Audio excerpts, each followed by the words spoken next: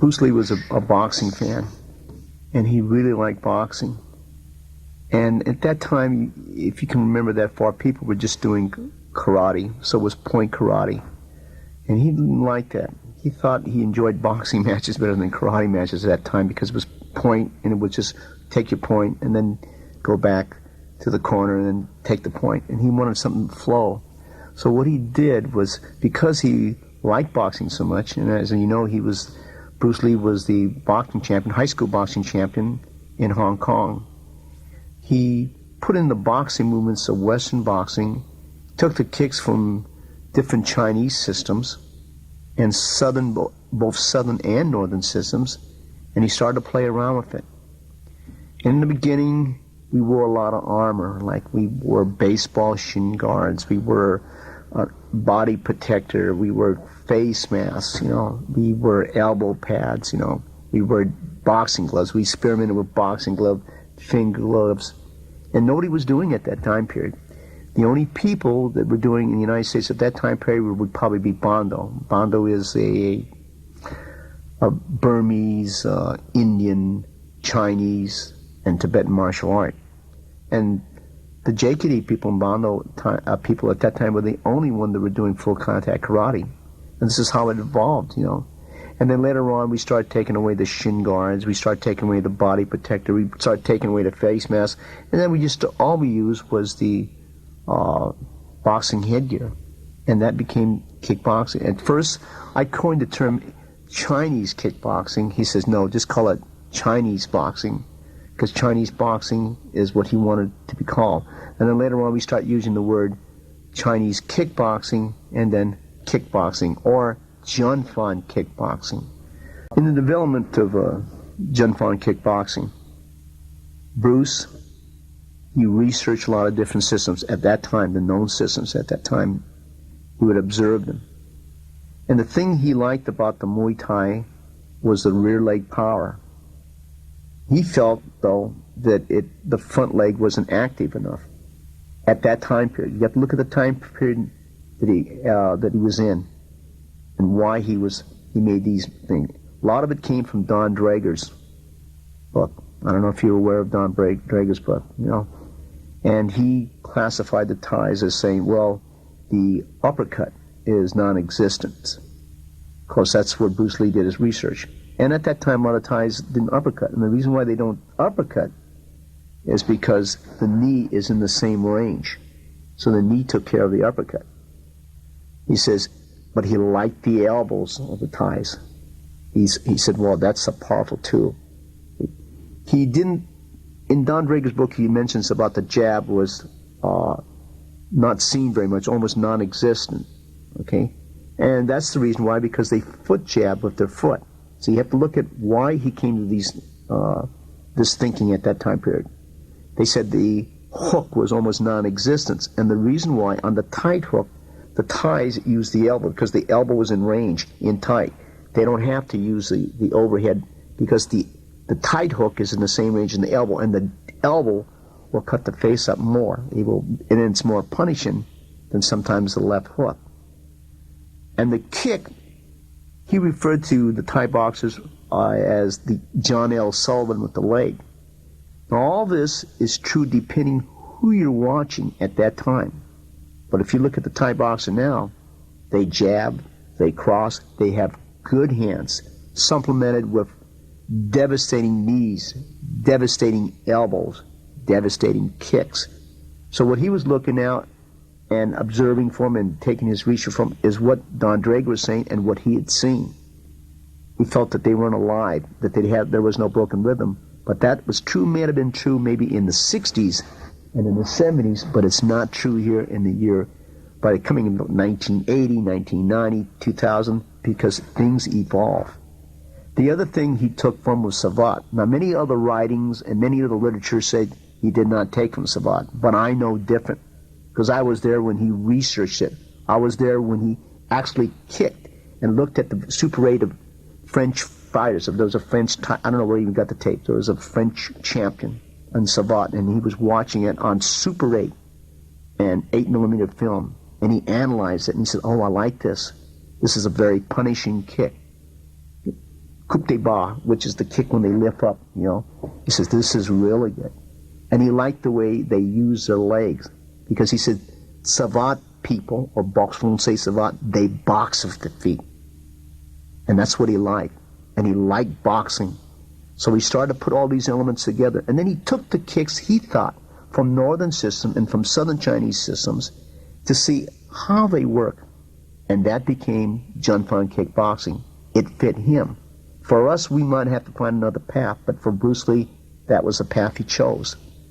Elements of Thai boxing, elements of Savate, and he liked the headbutts of the Burmese boxers. So he incorporated that into his own personal system. And I don't care what anybody writes about in all the books and all the magazines, he did have those elements in it. Many people don't know. They said, well, he only took it mainly from Wing Chun, which is at that point, had a strong Wing Chun background. But in the kick ranging, he says you don't use that kind of punching. You have to use attack by combination, what he called ABC. Junfan is the base system. It has curriculum in it. It has a definite pattern. Jeet Kune Do really is it stems off of Junfan Kung Fu. He wanted you to have the base in Junfan Kung Fu. And Jeet Kune Do was really Bruce Lee's personal system. And as I tell people before, it can be taught, but you would be losing it if you started to standardize it, because everyone is individual. Things that Bruce Lee did, and this is what people don't realize, what he did, a lot of people can't do. Like, he could really shell-shock a person with his lead jab. A lot of people can't now. We could score with that. We could put the guy off balance with it. We might even hurt him, but we can't take a man out. He had tremendous power, and we don't have that, you know. He had speed that it flabbergasted me. You know, I was a conference champion in my college, and he used to catch me like I was just in slow motion. It was like a bad dream. I've never met anybody explosive as him. I've never met anybody as fast as him. And there will be people that will surpass him maybe in speed, but maybe in totality, probably not. Because he's a rare individual, and probably when God made him, he threw them all away. Intelligent. A lot of fighters not intelligent. They're just gutsy. But he was gutsy, you know. He knew the direction in which he wanted to do it purposely. He just knew the direction when he was creating this. And it was created for him. But Junfan Kung Fu, we have to learn how to take the system and make it for ourselves.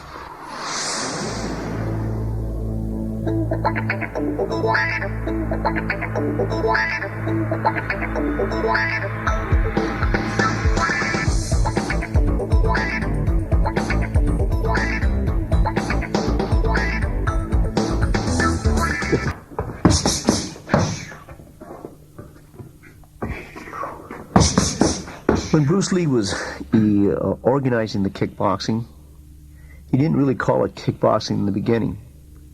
But he says, we're going to learn a kick, and our kicking is going to be like a boxer. At that time, he felt that a lot of systems, they slugged with the foot. He says, you want to fence with your foot. You want to box with your feet like a boxer. You don't want to use it. So almost 80% of his strikes were with the front leg and the front hand. Because he felt if you were right-handed, that's your most powerful punch. If you're right leg, that's most powerful kick.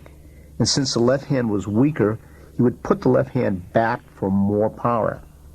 And because in boxing he analyzed it that the jab scored so frequently but could not put the person out of commission. It just added up a lot of points. So that's why he put the left hand back for more power, and he felt if you put the strongest hand forward at that time, okay, whether you're right-handed or left-handed, then it's going to be more powerful. And for him, it worked beautifully because he had the power. He worked on it. His 3-inch punch was phenomenal. Very few people, pound for pound, I think he punches. He's like the hardest puncher you would ever meet.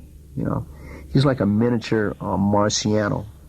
You might look at his boxing form and you'll say, well, that's not maybe the most polished boxing form you see. He would be like a Marciano, a miniature Marciano or a miniature Frazier.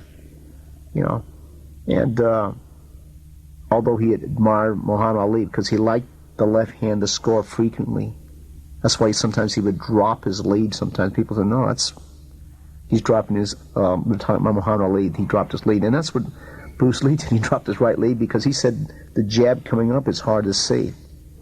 And this is some of the reason why he developed it. And his kicking was like fencing and boxing. He wanted to score frequently and make it very, very sophisticated.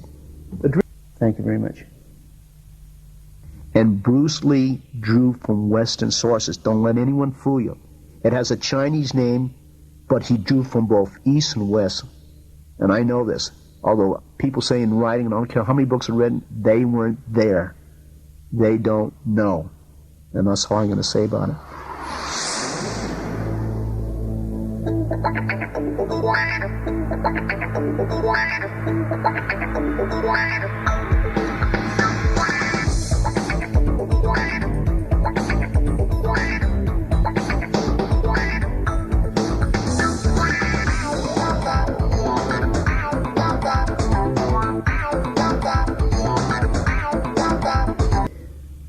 You know, when we first started off in the trapping, that was emphasized. Like when I started with him in 1964, I started with him right after the first International Karate Championships that Ed Parker threw. And I was a student and a black belt under Ed Parker.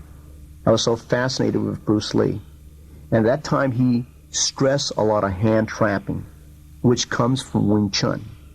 And as the years evolve, instead of coming off of a Wing Chun structure, before I used to do a Wing Chun structure and then go into a boxing structure. But as the years evolved, he took the trapping that came off of a kickboxing mode. In other words, the kickboxing mode would be like almost, I would say, savant, kind of a mixture between savant and Muay Thai and Northern Chinese systems of kicking with Western boxing. That was the mode. And the trapping came off that. It wasn't that the Wing Chun trapping was bad, like the straight blast was good, the trapping was good. Is that he knew there was a time and a place to trap. If you have room, you can do the kickboxing. When you're in tight, he felt the trapping was good, and he was very good. And he was very good at what I call first motion. One trap, one hit, he could put you away. Many times I've seen him. I think I'm safe in saying I've been knocked down by Bruce Lee more than any human being on earth. And I know that he could shell shock your body with one shot, one trap, either to the body, to the solar plexus, because he liked me. Of course, he didn't shell shock my face as much, but it was to the body. And when he hit the body, he could knock the wind off. He had that much power, and he had the short-range trapping. But that was mixed with Western boxing. In other words, he would come in, trap, go into sort of like Wing Chun hands, and then come out with Western boxing hands, or come out into a single leg tackle, or a double leg tackle, or a leg pickup, or go to the rear and dump you. In the trapping of Bruce Lee, in the beginning, as I said before, it was mainly Wing Chun trapping. He got out of that a little bit. He used to trap, and he would straight blast. And after he would straight blast, he would go to things like overarm hook, underarm hook, body tackle, which is a form of trapping. If you control the shoulder, you control the elbow, that is a form of trapping. So what he did was mix that with the Wing Chun trapping. Probably a person who grapples will look at it and say, well, no, they might not understand the Wing Chun portion. A Wing Chun portion would probably not understand why he would go into trapping the arms, trapping the elbow, trapping the head, trapping the body, trapping the legs, okay? What he called hand immobilizing tech, HIA. Then there was FIA, foot or leg immobilizing. Because you can grab, you can control the body. A good wrestler will trap the body. He is being trapped on the ground or in the standing position. You can trap and hold. So he liked to go between the Wing Chun trapping, and he would go into other areas that he had learned from Western wrestling that he researched, and from maybe observing Sambo. We don't know exactly, and I myself, to be really honest, I don't know how he integrated it. But I know that it wasn't the regular Wing Chun, because when I went back and studied with other Wing Chun people, and that's a great style, Wing Chun. It is a great style. But there's a time and place. Silat, I know his involvement, because he was the first one who bought me all my Silat books. We used to go to a bookstore, and he said, buy that book, that book. He had a great fascination for learning different arts.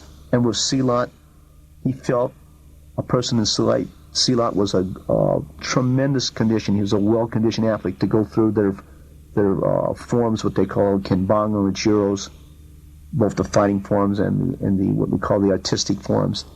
He knew that the people, and many people say that he never researched that particular art, but I say he did. How much, I don't know. But I know that he did research it. Wing Chun, as I told you before, it's a great system. And Bruce Lee, really, many people don't know this, and many people do, he didn't really complete the Wing Chun. Like the dummy, he was only up to section number 7.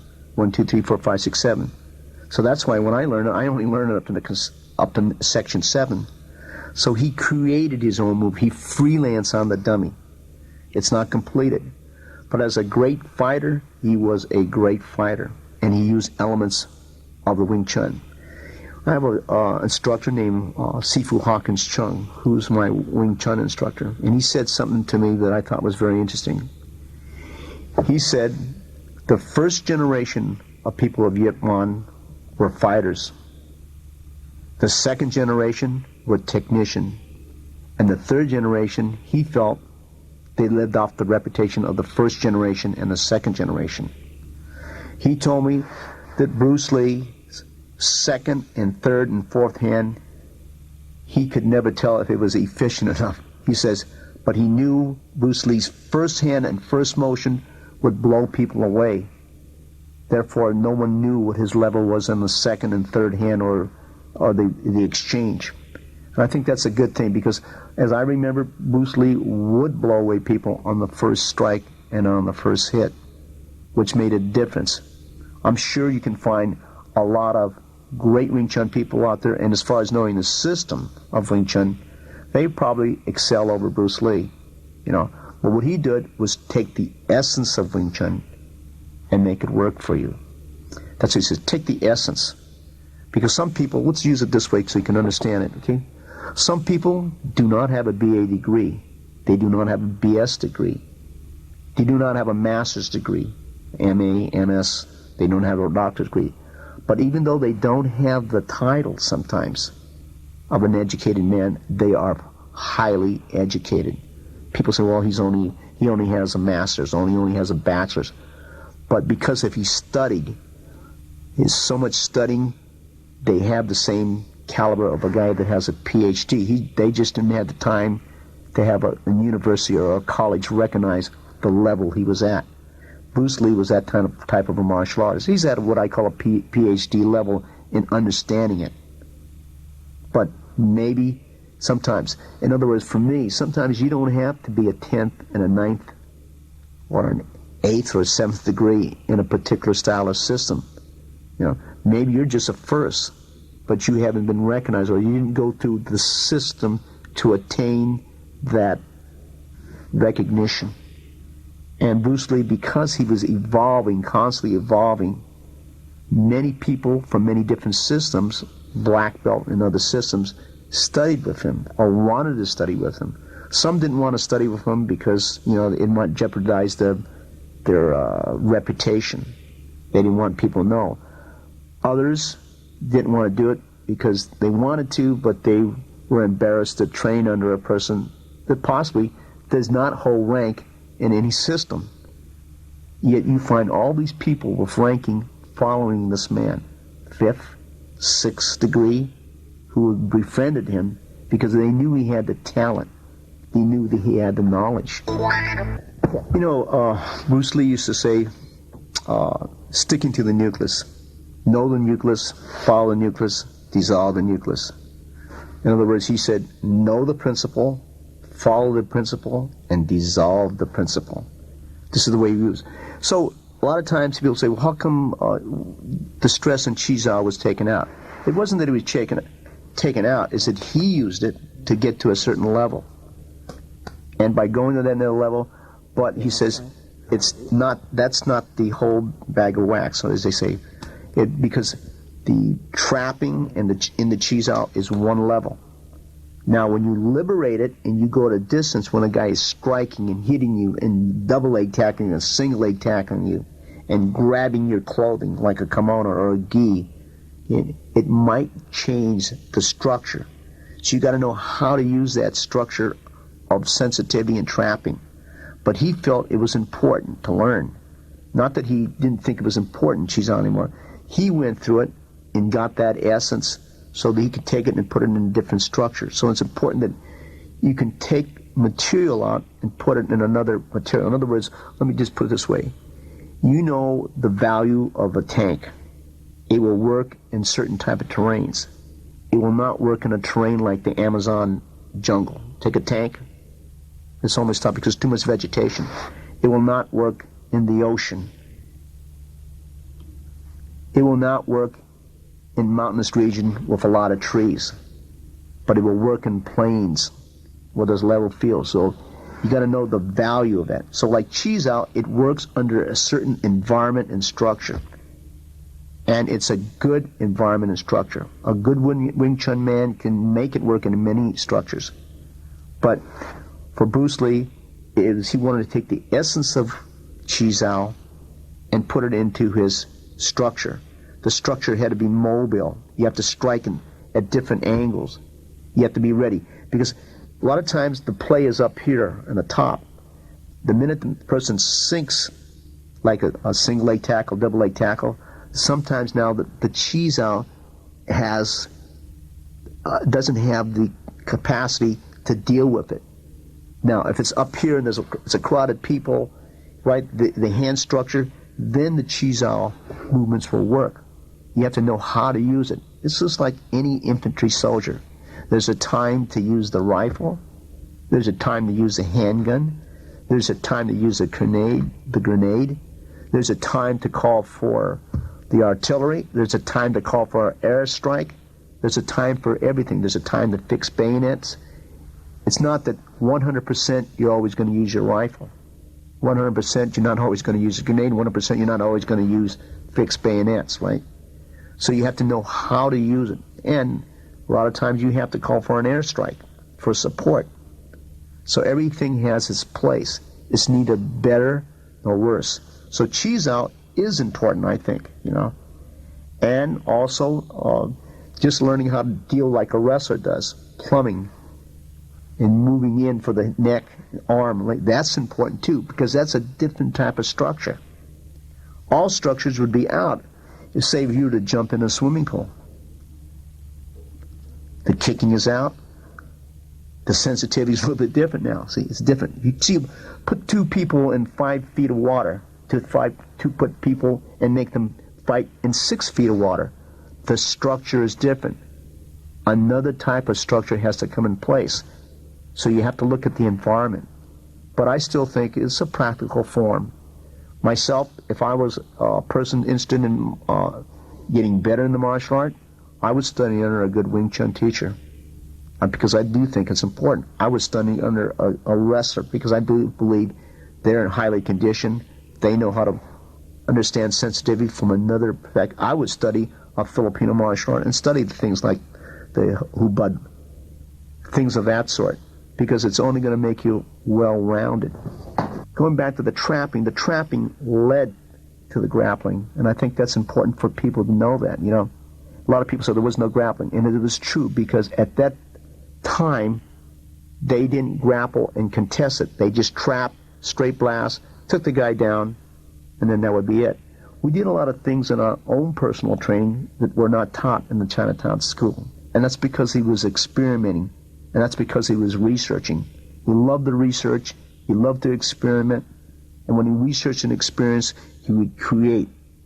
And that's why I would say that the curriculum of Junfang Kung Fu, which is a set and established system, and Jeet Kune Do, which is his own personal system, was constantly evolving because he was constantly evolving.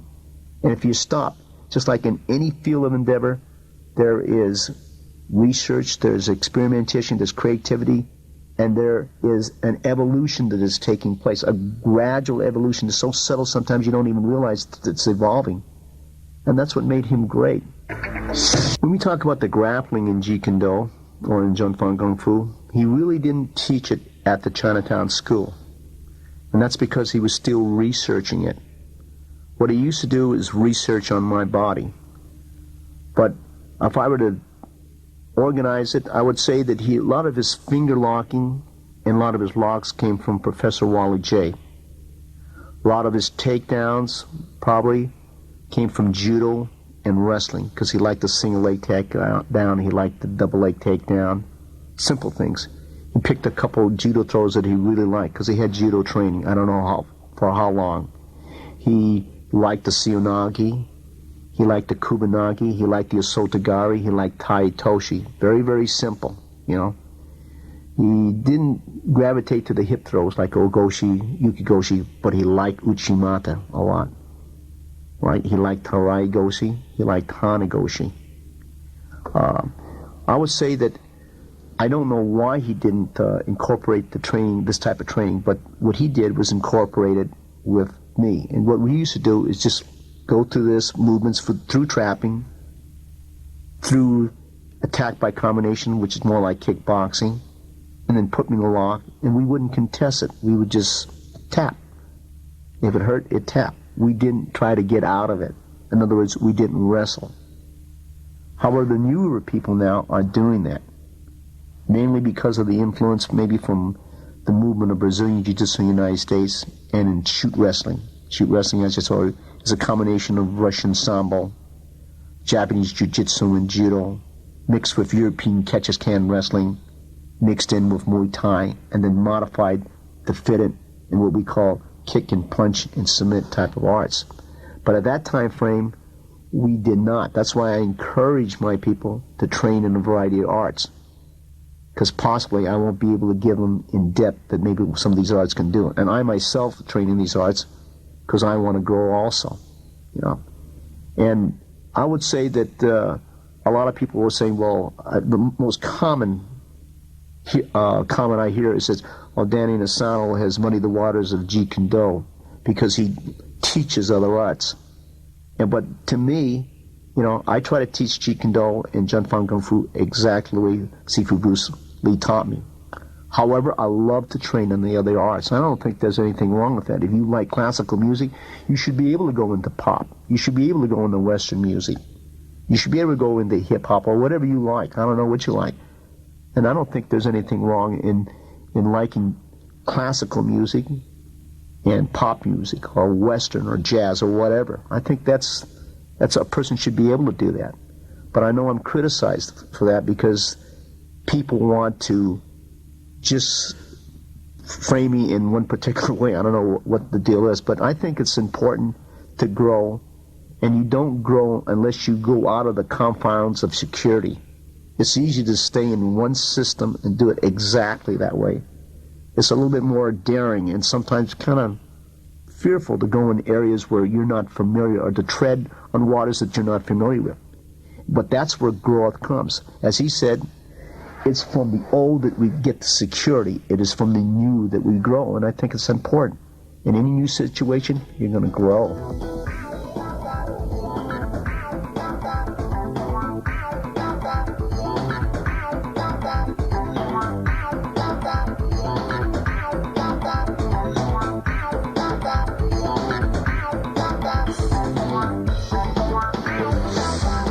Okay, in Jeet Kune Do, for an example, there are many camps of Jeet Kune Do.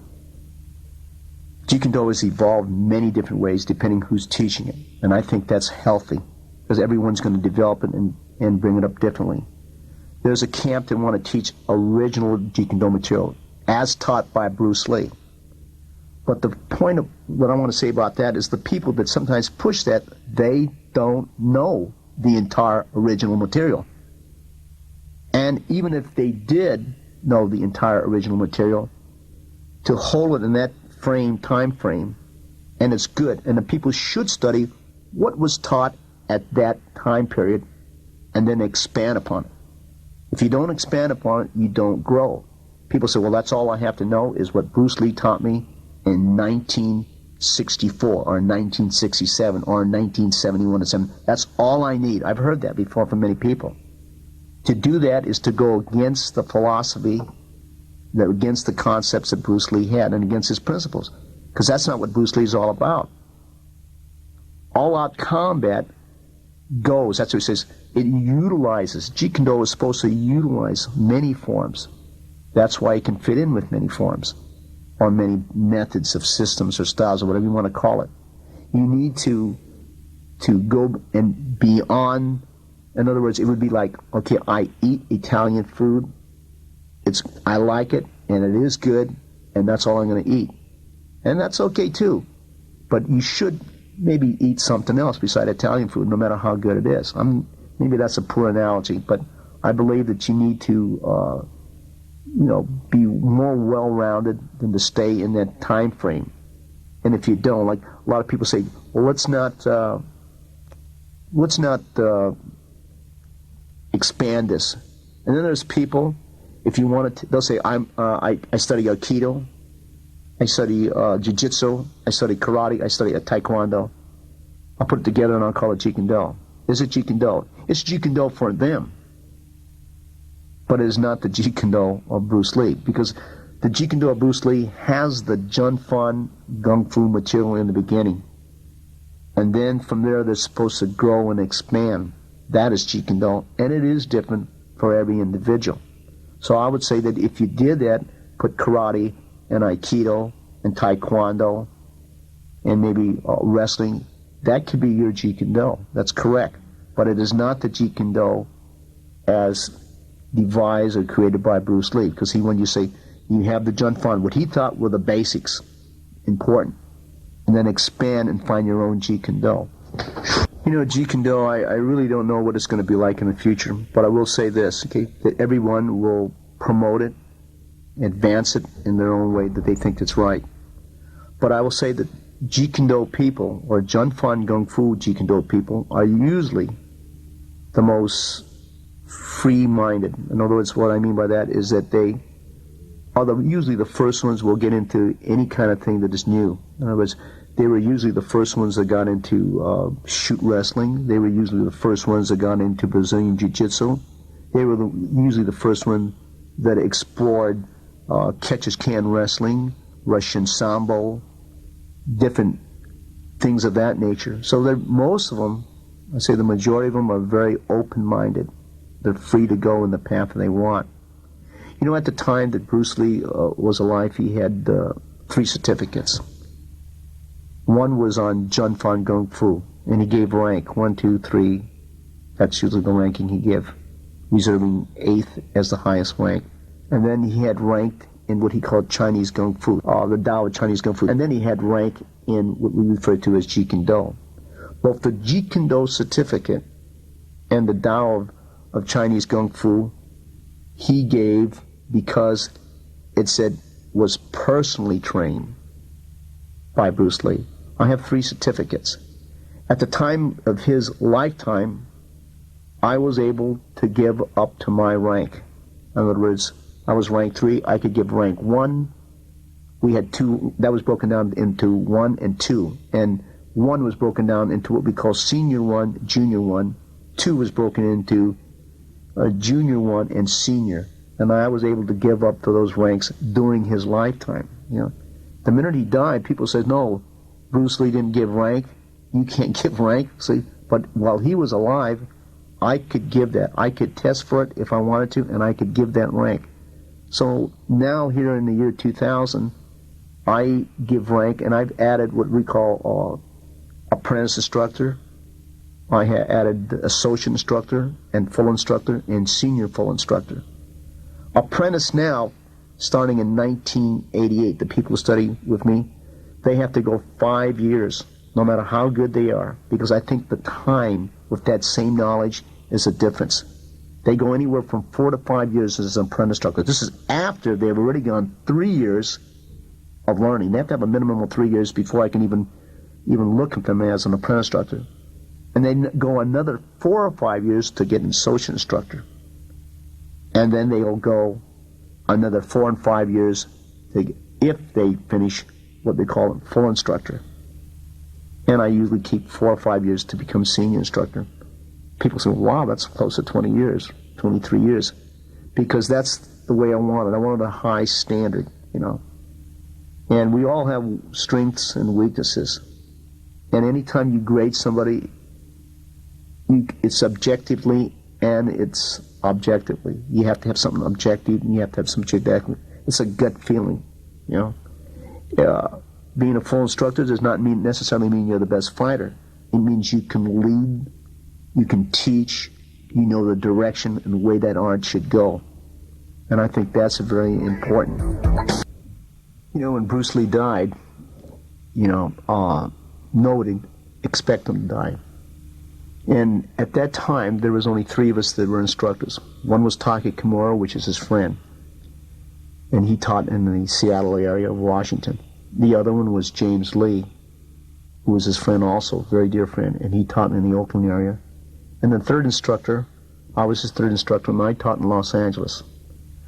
When I trained under him, no one knew. So at that time, James Lee, as you know, passed away from cancer. So that left 2 of us. That was Taki Kimura and myself. I'm very, very close to Taki. I had the utmost respect. He is my senior in Junfang Kung Fu. When he went to Hong Kong, I took over the Los Angeles school. In fact, when it was open, he says, "You run it," because I don't like to teach. That was his saying to me. "You teach it. You're the Sifu there. I'll come over to check it out." And that's the way we had it. So when he left from Hong Kong, he says, "You are in charge of Jeet Kune Do." That's what he said. "You are in charge of Jeet Kune Do." And that's pretty hard, because when he passed away, I am not a Bruce Lee, and I'm not going to pretend like I'm Bruce Lee. I don't have his attributes. You know, I have a lot of his teaching. I was there when he researched on many things, and he researched with different people. If you had a wrestling background, he would play with you and learn what he could from that. So he was constantly learning things also. So I would say that, yes, it is. The burden of Jeet Kune Do is heavy, you know. And maybe not one person has the knowledge at all, but I feel I have a lot of the knowledge that was handed down. I know the direction in which he wanted to. There were people that were students under me that wanted me, 2 types of students. One that wanted to keep it a very closed-door group. The other one wanted to expand upon it. There are 2 different factions here now striving. One wants to promote it as big like Taekwondo. The other group does not want. They just want to have 3 or 4 or 5 in the background. And that's the way Bruce Lee wanted it. However, there were many people, illegitimate people in Jeet Kune Do, already saying that Bruce Lee made them instructors and things of that nature. And with this happening, that forced us to come out and starting to teach Jeet Kune Do, because these people, they weren't even close to what Jeet Kune Do was. They would, you know, a lot of people would be teaching it, and they would be teaching karate and calling it Jeet Kune Do, and that's all over the United States because no one can check it, right? They don't have belts in Jeet Kune Do. We have ranking, 8 ranks, and even that was put away later on, you know.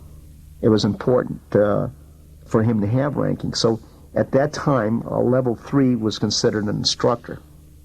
Bruce Lee having the highest, which is 8th rank. In other words, there was a yin-yang symbol that was blank, and then each yin-yang symbol had green, brown, black, yellow and white, red and white, and then the colors of the Jeet Kune Do. And then the last rank, which is his rank, is a blank circle like the beginner. That's the way he had it. So at that time, he didn't like ranking. Everybody knew that. But it is a burden sometimes, and it's a burden I don't want, you know, because it's a high responsibility. I don't want for once ever do something that would diminish. I don't think anything can diminish Bruce Lee anyway, because what he said is going to be there. Many books have been written about them, good and bad. So I think he's here to stay.